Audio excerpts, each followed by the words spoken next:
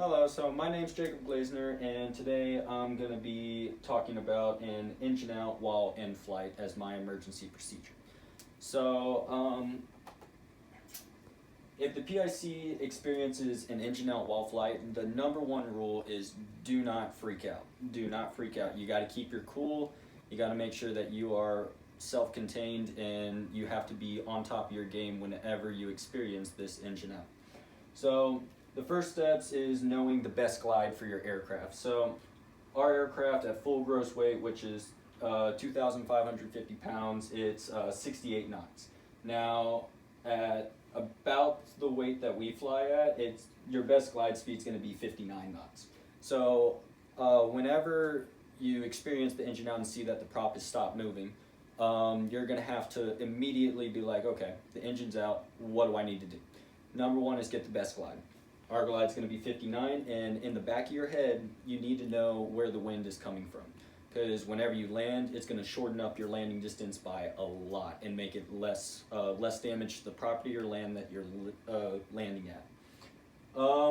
Once you've gotten your best glide, then you're going to have to try to restart the engine. So you're going to put the fuel selector on both and start cranking the mags, and make sure that your mixture is full rich to make sure that the engine is getting air and gas into it. So you'll put it on both and then start cranking the mags, and if it doesn't start on both, then you switch it over to the left selector, make sure that it doesn't start there, switch it over to the right selector, make sure it doesn't work, so then you know, okay, all fuel going to the engine has stopped. So then you know, okay, it's time to shut down the aircraft. So you put the fuel selector to left or right, one of the two, and then you pull the fuel shutoff valve. Once you pull the shutoff valve, now the engine is not going to be getting any more gas. So then after that, where are we? Okay, so after you pull the fuel shutoff valve, then the engine isn't going to get any more gas.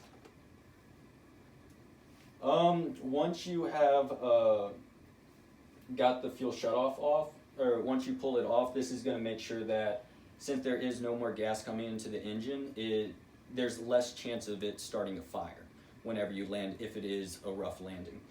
Actually, there was a crash over in San Marcos, which is like, I don't know, 100 miles from my airport, and they actually had a fire whenever they landed, and the image of burning in a plane is not good.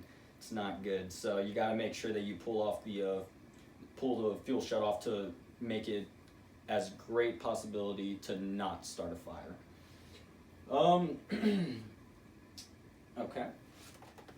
And then once you have done all these steps, you've founded your landing site and you've been circling, getting everything ready for your emergency landing, you want to squawk 7700. A good way to remember the squawks is hijack, which means hijack. It's 7500. I can't talk right now, which is 7600. And I'm in an emergency, which is 7700. That's kind of the wordplay that I use to remember all the squawks.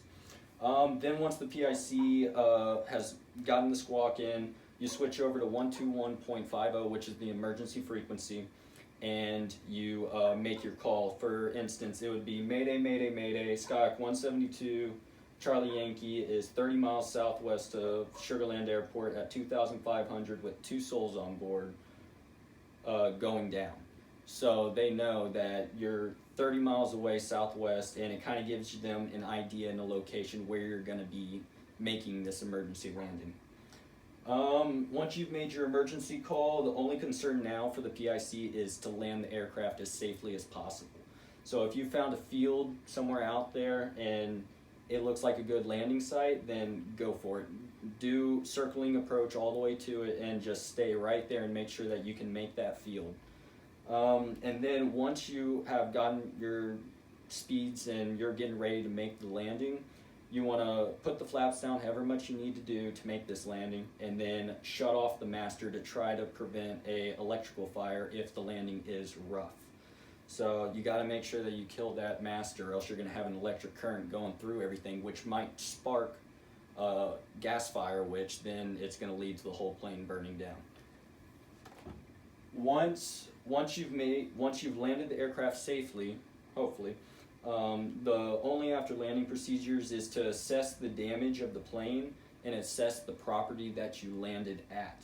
If there is any damage to the plane, or if there is any damage to the land that you landed at, then you're going to need to contact the property owner by any means.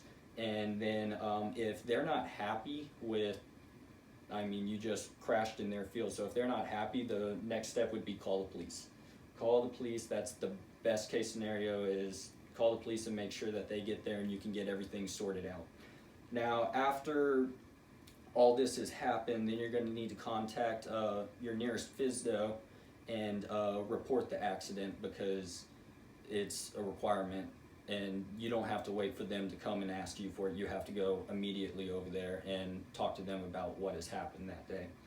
But these are the steps to making, or the procedures in the making of an emergency landing.